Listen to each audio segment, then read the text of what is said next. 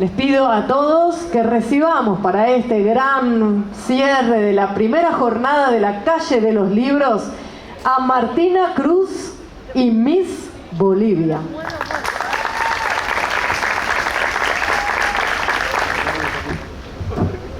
Hola, bueno, muy buenas noches. Muy buenas noches a todos. ¿Cómo están? ¿Cómo la están pasando? ¿Bien? Bien, qué bueno.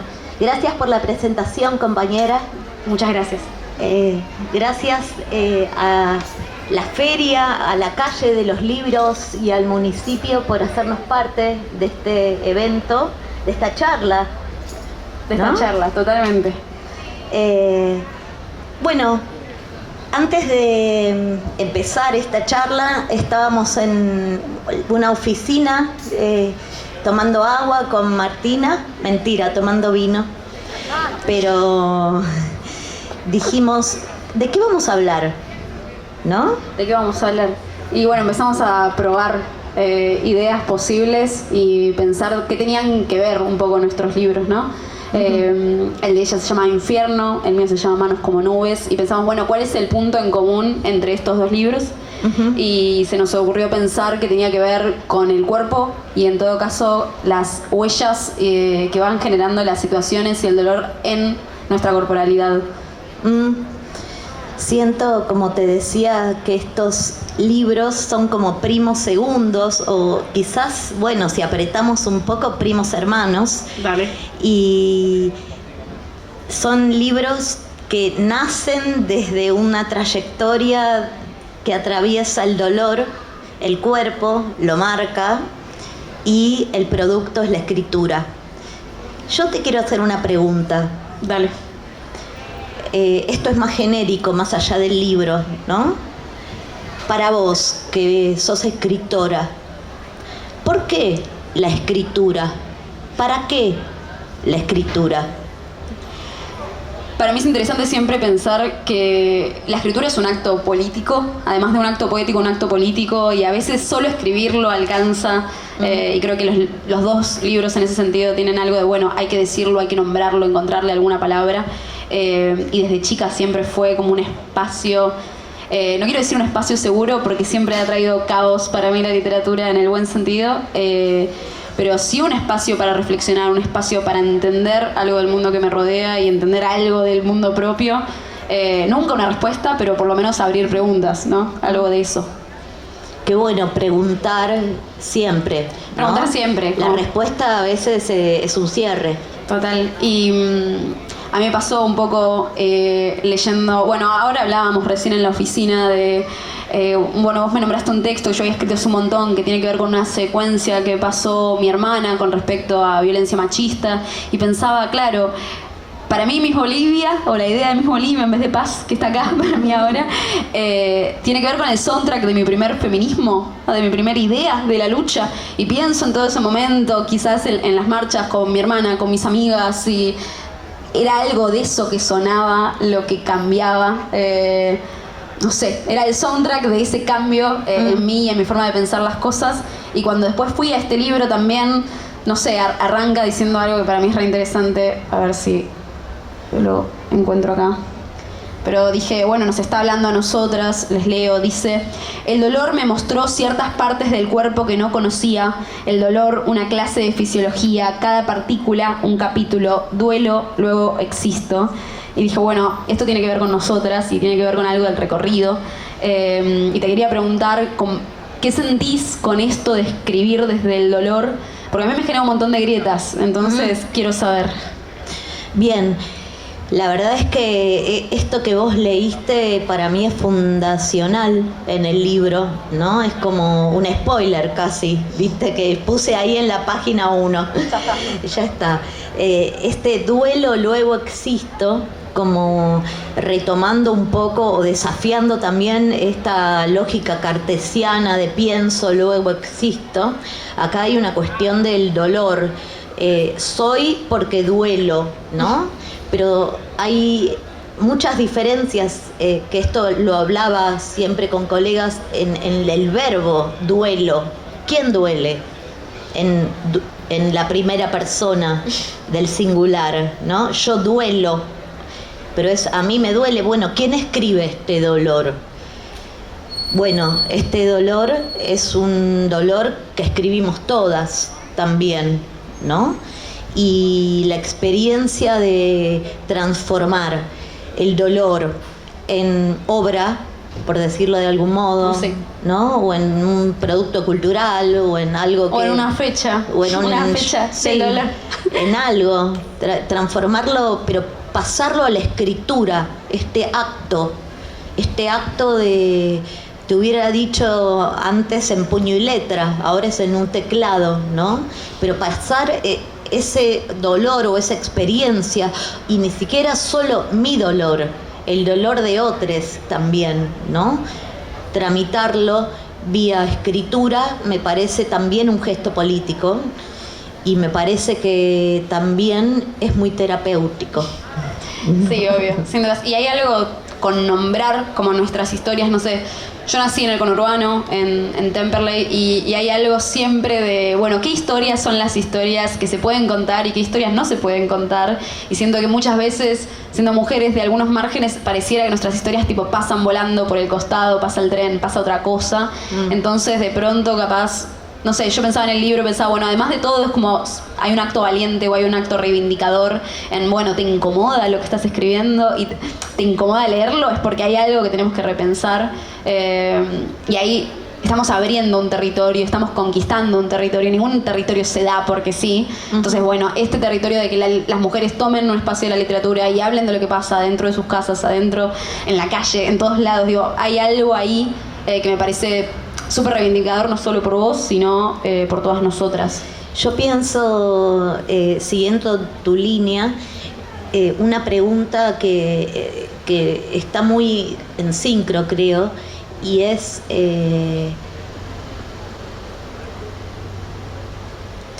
¿duele escribir?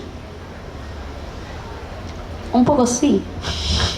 Un poco sí, o yo lo he transitado así. Lucho bastante para que no sea así, en el sentido de me gustaría poder escribir también sobre lo maravilloso que es el mundo, porque lo es, y estoy segura, pero casi siempre cuando estoy disfrutando lo maravilloso que es el mundo, lo estoy disfrutando, no estoy escribiendo. En cambio, cuando me siento a reflexionar, a escribir, cuando algo pareciera urgente, tiene que ver siempre con algo que dice también Vicente Luis.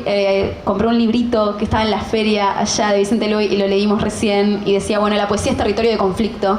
Y digo, entonces, bueno, obvio, voy a la escritura cuando hay conflicto, no siempre cuando hay dolor, pero cuando hay conflicto, cuando hay algo que me atraviesa, como a cual flecha, ¿no? Y hay algo que sí, bueno, siempre la flecha entrando al cuerpo tiene que generarme algo. Nunca pasa como si nada. Siempre donde hay quilombo. Donde hay quilombo, sí, si no, porque es lo divertido también, obvio. Les podemos contar un poco de qué se tratan los libros, porque si no estamos hablando entre nosotras y no sé qué estamos cazando de la situación, pero bueno, les cuento que... Hablamos de tu libro un poco. Hagamos autobombo. Hacemos autobombo, ok. Sí. Bueno, Habla vos. Dale, bueno... Lo presento. Dale. Este libro es de Martina Cruz, de julio de 2021, editorial Santos Locos, poesía, en composición con la COP. Manos como nubes se llama. Bueno, y además de este autobombo que estamos haciendo, el libro se trata, no sé, yo al principio dije, bueno, es un libro que se trata de cáncer y en todo caso de mi cuerpo atravesando esa enfermedad, y después lo quise reformular y pensar, bueno, no, es sobre salvarse, o es sobre todos los demás que te cuidan y te protegen y hacen que te salves. Digo, nadie se salva solo, y eso es como lo hermoso de pertenecer a algunas manadas. Así, bueno, es un libro sobre ese transitar, sobre lo que es que haya tantos cirujanos tocándote el cuerpo, haciéndote preguntas, y que haya algo que pasa dentro tuyo que no para de crecer y hacerte mal, y de todas formas dar batalla. Cada uno tendrá la suya y tendrán sus nombres. Digo, puede ser cáncer, pero puede ser cualquier cosa con la que hayan luchado en su vida. Y todos los que te acompañan, y todos los amigos que no te abandonan, y todas las familias haciendo sus actos ridículos y hermosos de amor. Por eso se llama Manos como nubes. Digo, hay una suavidad. Siempre hay un acto de ternura, siempre hay un refugio que te espera, siempre volvés del bondi y hay un lugar que llamas casa, entonces como que lo vale. Me puse muy cursi. No, me gusta mucho esta metáfora de la caricia de Manos como nubes, que es el título, ¿no? Es una caricia que vos al principio referís siempre como de lesotres también, ¿no? Pero como de la red, como la red es tan importante y acompaña estos tránsitos. Bueno, en este caso de un cuadro de cáncer o de un duelo también. Y mi libro, ahora empiezo yo con el autobombo, pero también atraviesa historias que son, la verdad, la mitad son autobiográficas, la mitad son ficcionadas, y también atraviesa un lugar, ¿no? Del dolor y qué hacemos con eso. Yo en criollo siempre le digo transformar la caca en otra cosa, ¿no? Sin duda, sí. Pero hay gente que dice, bueno, el veneno en medicina, el dolor en obra, ¿no? Entonces, también, por eso hablo de la familiaridad de estos libros, que voy a sacar la jarra así no los opaca, mira, que hablan de la red también. Total. Y yo te quería hacer una pregunta. El libro tiene un personaje, se llama Claudia. Quería saber cómo fue esa construcción, mitad biográfica, mitad no. ¿Cómo se te ocurrió el nombre? ¿Por qué el nombre? ¿Por qué este personaje? ¿Cómo te sentís con ese personaje? Bueno, uno de los protagónicos de este libro, que tiene 11 relatos y después una sección que se llama microdosis, que son micropoemas, donde en la primera parte de esta sección de relatos la protagonista es Claudia, la coprotagonista, y esta composición fue todo un proceso, porque fue un proceso que empezó en primera persona, ¿no? Y tuvo como 3, 4, 5 relatos ya avanzados en ese registro autobiográfico, por más que hubiese ficción, ¿no? Y cuando empecé a trabajar con mi editor, Marcos Almada, de Alto Pogo, que hoy nos acompaña también, muchas gracias, una de sus primeras intervenciones de edición fue, para mí estos relatos son en tercera persona, como salí de ahí, zafá de acá, como, ¿no? Y eso fue un gesto también muy importante, un gesto hasta una intervención analítica, ¿no? De salir de ahí para poder escribir.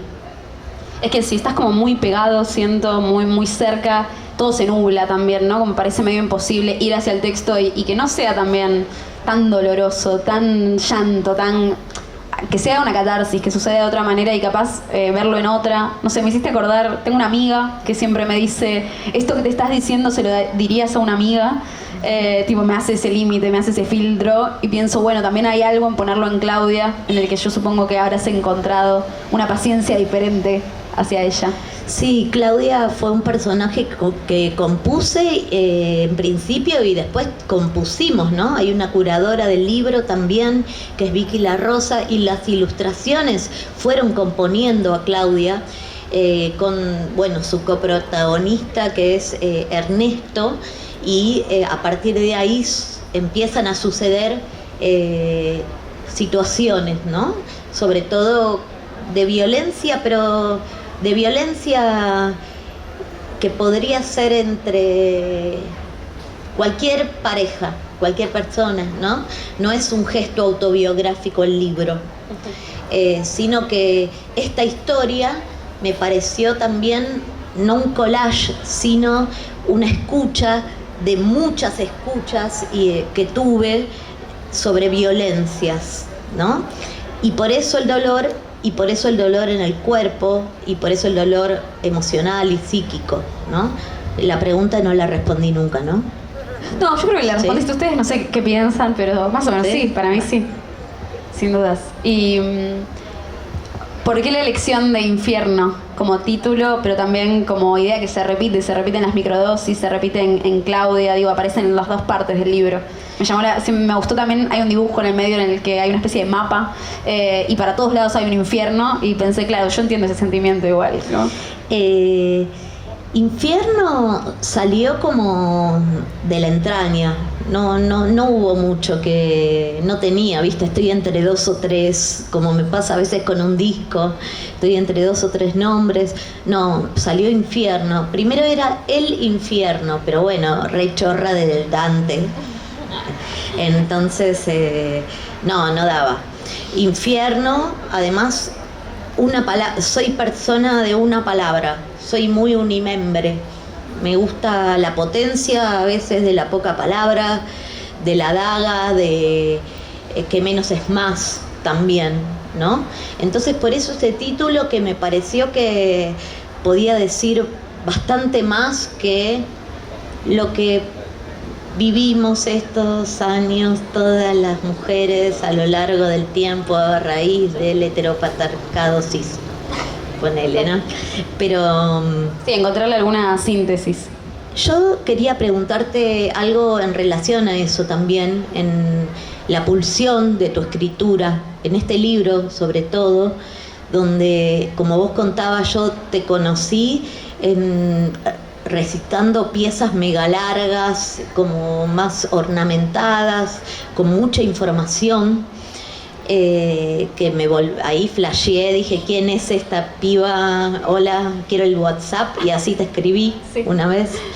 En este libro, Manos como nubes, aparece una austeridad también en la escritura al leerla, ¿no? Y al contar tanto, con tanta densidad, con un volumen, a mi parecer, a mi leer, tan importante de lo que está ahí, pero con una liviandad, una transparencia y un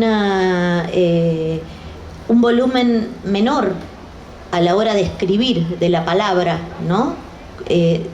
Siento como si hubieses tirado catapultas de mucha información emocional, muchas cuestiones como daga, como katana, que me pegaron a mí mucho al leer el libro, con muy pocas palabras.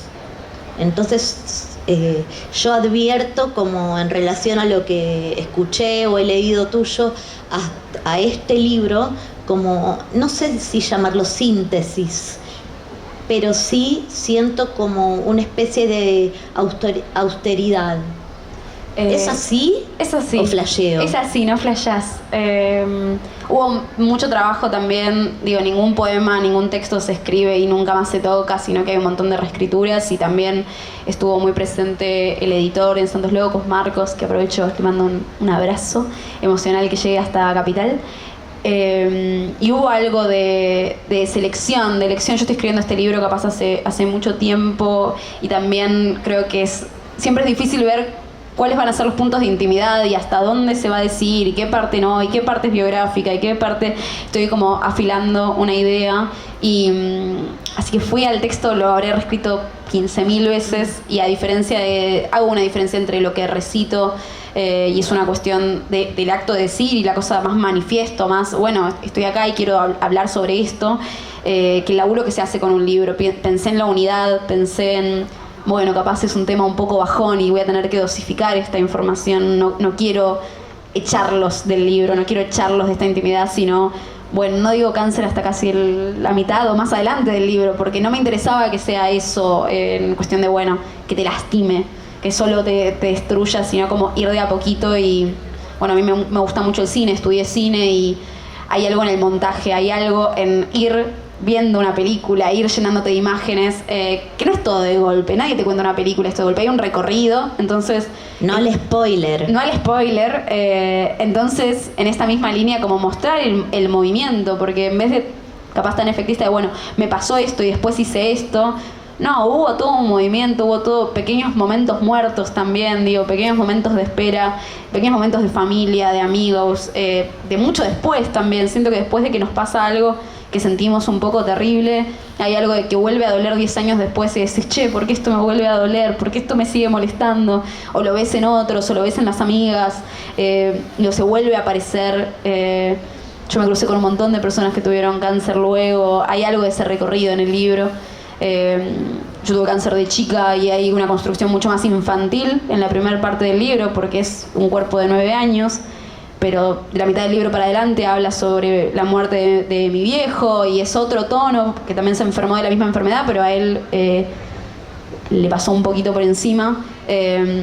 Y es otro cuerpo y es otra cosa y es la ausencia de un padre y estoy hablando de familia y estoy hablando... La enfermedad es la excusa, ¿no? En realidad es como, bueno, ¿qué hacemos cuando nos faltan los que queremos? Ayer se cumplió 6 años y yo pensaba, bueno, esto me sigue doliendo, ¿qué onda que el tiempo esto no lo haga más llevadero?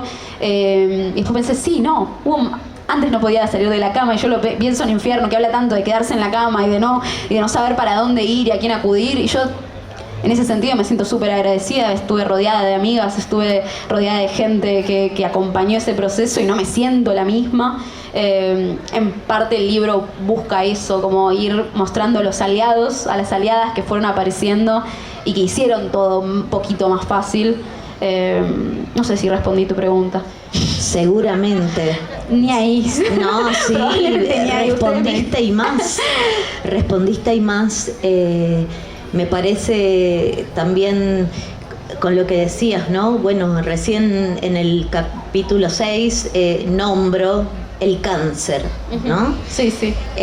Hablamos de spoiling, pero en realidad, como crítica que no soy, ¿no? Soy una señora de la doña Rosa que opina, pero a mí me interesó un montón la espera que tiene este libro, ¿no? Aunque ya medio que vas sabiendo de algún modo, microdosificadamente, ¿no? Sí, en la misma línea. Va saliendo como esa información y me gusta muchísimo la dulzura, me interpela la dulzura con la que se va llevando a cabo la introducción de este tema hasta que finalmente nomenclas, sí, ¿no?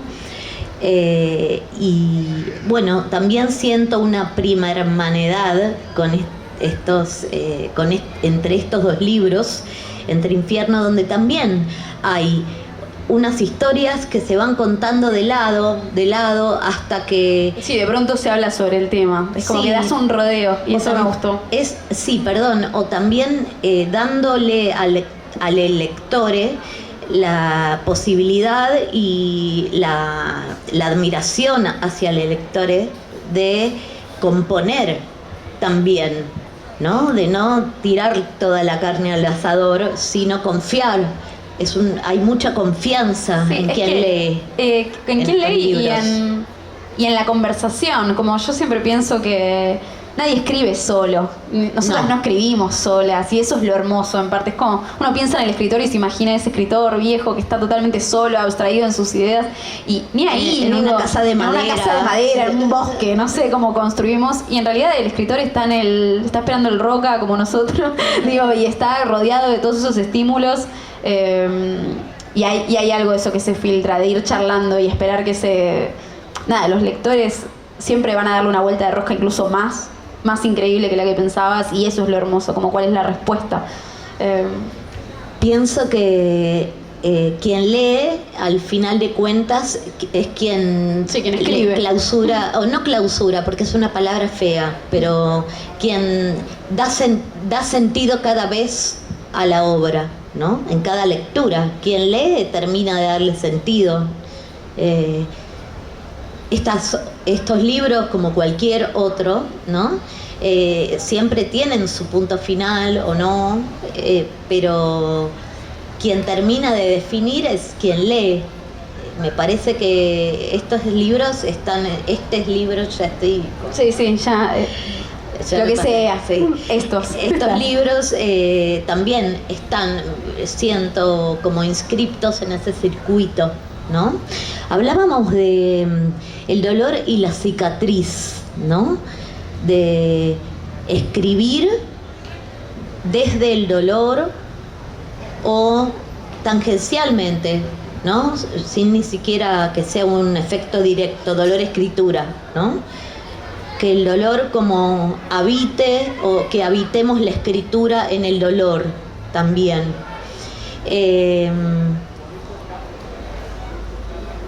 Este libro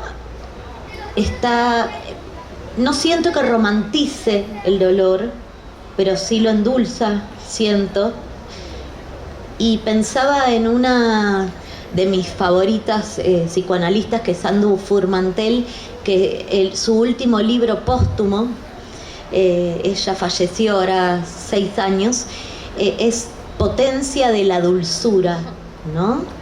De cómo la dulzura también y la amabilidad y esta tensión entre vida y muerte todo el tiempo, donde estos dos libros creo que están erigidos, se ubican en un entre.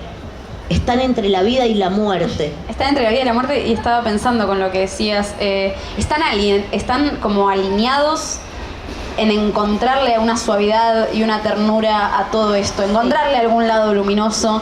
Digo, en los dos se construye cierto enojo y se construye cierta bronca hacia las circunstancias, y de todas formas, de mitad para adelante de ambos libros siento que hay un aflojar, hay un respirar. Yo siento que en tu libro está muy dividido en, bueno, la parte quizás más narrativa. El último capítulo me da el pie a las microdosis, o eso interpreté desde también mi lectura de Doña Rosa, y pensé, bueno, en estos poemas ya hay una liberación, hay una suavidad, hay hasta un conectar con las plantas, ¿no? Como que ahí, digo, aparecen otras imágenes, aparece la música, la vida, el ritmo, después la vida, porque después de que pasa algo terrible, digo, la vida continúa y parece ridículo, pero sigue todo girando, se muere alguien y sigue girando, te pasan por encima y el mundo sigue, y ninguno está como construido tan desde el enojo a eso, sino como, bueno, también es lo maravilloso de estar.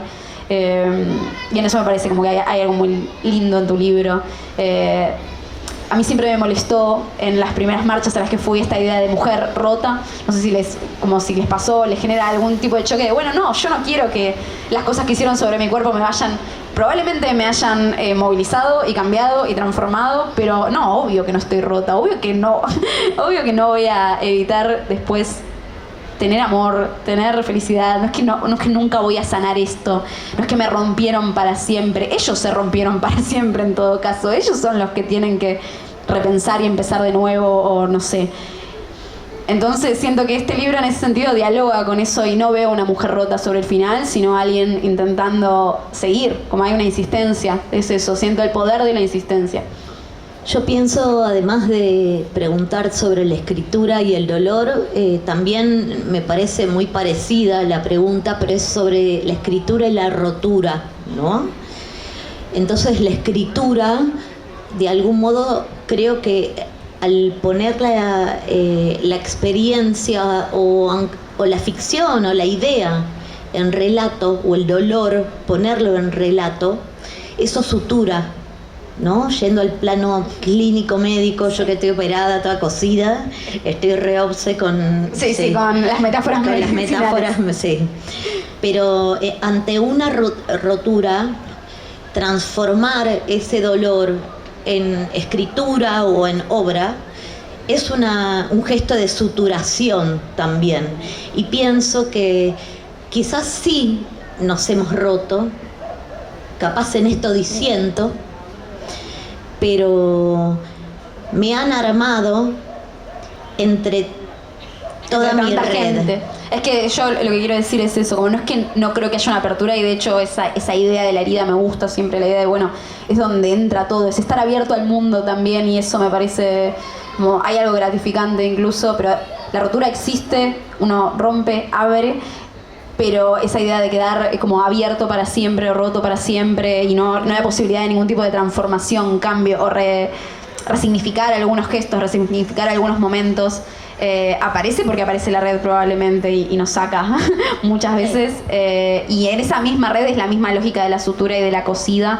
A mí siempre me gusta pensar en ese concepto japonés, el kintsugi, o anda a saber cómo se pronuncia, que es ellos cuando se rompen jarrones muy antiguos y cosas muy antiguas que tienen como mucho valor emocional, la idea de pegarlos con cierto como barniz de oro, algo muy dorado, y de pronto lo bello del objeto tiene que ver con esos lugares donde acá se rompió, acá se abrió y acá hay una unión y lo volvimos a unir y hay como una defensa a la cicatriz de esos objetos. Y siempre me pareció muy maravilloso. Yo la primera vez que vi eso dije, wow, están resignificando la herida como un lugar que puede ser quizás el más bello de todos en este objeto. Estás spoileando tu libro. Estoy spoileando mi libro, sí, les pido perdón. Me encanta recauchutar de algún modo con pegamento de oro. Con pegamento, vamos por ahí, uniendo lo que encontrás. Uniendo. Total. ¿Te gustaría leer algo de tu libro? Totalmente. Vamos a ver los que señalé. Yo no veo nada, no veo nunca nada. Necesito más amplificación, pero acá hay buena luz igual, así que intentaré luego leerte algo a vos. Pero me encantaría pedirte lo que vos quieras de leer, para que no quede solo en palabras sobre algo, en metadata, ¿no? Dale, te voy a leer el poema que le da el nombre al libro. Voy. Un amigo de mi padre sí se salvó. La última vez que lo vi estaban juntos en la arena, él mirando a mi padre mirando el mar. Ese era el verdadero final de la película. Nada de morfina o batas o cáncer, podía ver los títulos cayendo, explotando suave contra el mar. Me contó que volvió a hacer tai chi con mi padre, actividad que había aprendido con él, como mi hermana y yo de chicas. Pensé en las mañanas en la casa de mi infancia, la luz en la alfombra, la espada de madera y los abanicos. Mi padre decía, tenés que hacer manos como nubes. Un año después de la muerte de mi padre hice tai chi en una playa blanca, pensando que era más bien un baile por la lluvia, para que se desate una tormenta y después amaine.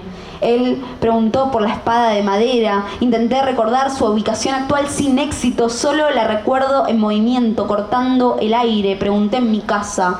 Mi padre la había regalado hace un tiempo. Cuando estaba enferma, me costaba empatizar con la gente que Me costaba empatizar con mis compañeros de primaria. Cuando mi padre murió, me costaba empatizar con la gente que se salvaba. Cuando a una amiga le dieron el alta, entendí que no era una traición al dolor estar feliz por otro. Ahora creo que la única razón por la cual vale algo estar es porque las amigas se salvan. Hace poco me contaron que la peor madera para hacer barcos es la mejor para hacer muelles. Habrá que construir uno muy grande para poder llegar a casa. Habrá que forjar espadas con manos como nubes. Muchas gracias a todos. Muchas gracias. Lenos un poema, por favor. Quiero leer uno tuyo. Me encanta. Quiero seguir contigo. Igual no tengo la capacidad de interpretar tu material como lo haces vos, por favor. porque además que señora no ve. Bueno. Esta es la primera vez que apago el motor y me quedo a oscuras. Ahora me gustaría estar sola para siempre. No abrir más esta boca, hacerme de hojalata, descansar como guerrera, dormir las horas correspondientes, sonreír en los subtes, mantener algún fuego vivo bien adentro para poder entrar a mi cuerpo y ver luz prendida en el fondo. Sentir que aún hay partes de mí que quieren sobrevivir, escribir una historia donde mi cuerpo pueda calmarse sin que implique una derrota. No quiero estar solo cuando estoy desesperada. No quiero que vivir sea mi proyecto violento. Quiero salvarme de una vez. Quiero salvarme de lo que hago conmigo cuando estoy herida. Quiero salvarme de lo que hago conmigo cuando estoy herida. Lo marqué. Lo marcaste con una lapicera así, increíble. Lo marqué, le puse... Hermosa esta interpretación. Nunca pensé en mi vida que iba a tener esta secuencia. Me gustó mucho a mí esa sección, ¿no? De quiero salvarme de lo que hago conmigo cuando estoy herida. Entonces, como, ¿qué hacemos con la herida? Esto, ¿no? Obra, total. Y vamos, se escribe. Se escribe después. Y vamos, yo quiero escuchar un poema, bueno, un texto voy a leer, tuyo. Bueno, si bien este libro, que como dije, es son unos relatos de ficción. Quería hablar también, ya que hablamos sobre el cuerpo, el dolor, el relato, la escritura, sobre pedazos del cuerpo y cómo queda el cuerpo, cómo queda intervenido el cuerpo cada vez que transitamos la violencia. El hombro. El hombro quedó luxado luego de la caída. A Claudia, ¿no? Le dolía mal y hacía todo si lo movía. No podía hacer nada. Eran las 3 de la mañana cuando cayó sobre la mesa que le quedó incrustada. Fue un dolor más que de adentro. Fue de afuera, como de articulación y huesos duros contra la madera. Él ya tenía al lado de la puerta 2 valijas armadas quirúrgicamente, mientras Claudia yacía en la cama, desnuda, tapada y durmiente. La despertó y le dijo: me voy de esta casa. Lo siguió hasta la puerta, lo agarró y la respuesta fue la mano mezquina que la dejó ahí tirada. Y nada. Como en un cuadro eterno, ella siente en cámara lenta la mano en el pecho, en reversa y con saña. El resto se sabe. El hombro duele, pero el hombre duele y el hombro sana.